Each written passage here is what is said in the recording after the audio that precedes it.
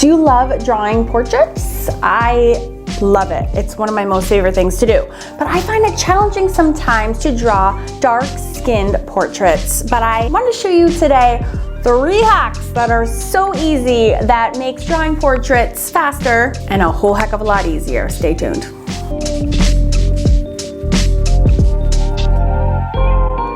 The key to drawing successfully any portrait is the accurate depiction of shades and highlights on your face. This becomes challenging when working with darker skinned references because you have to depict the dark skin tone as well as the shadows that go with it. So if you are using coloring on white paper, you have to do all the shading of the skin tone first before going back in and adding additional shading that would appear to make your shading as accurate as possible.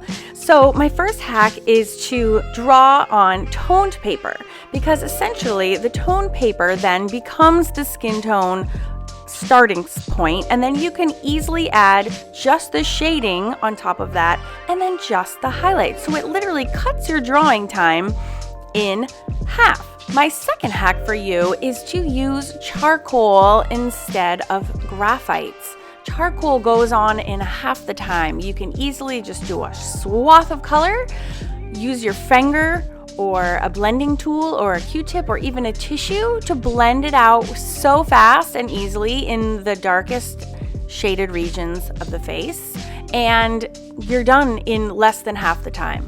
It's really easy and it's really fast. My third hack for you is to take 2 pencils.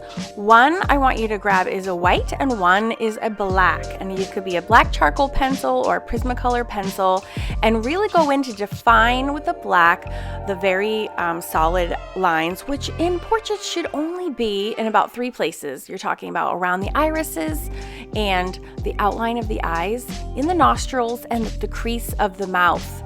And that's it. Everywhere else you should have soft edges in your portrait.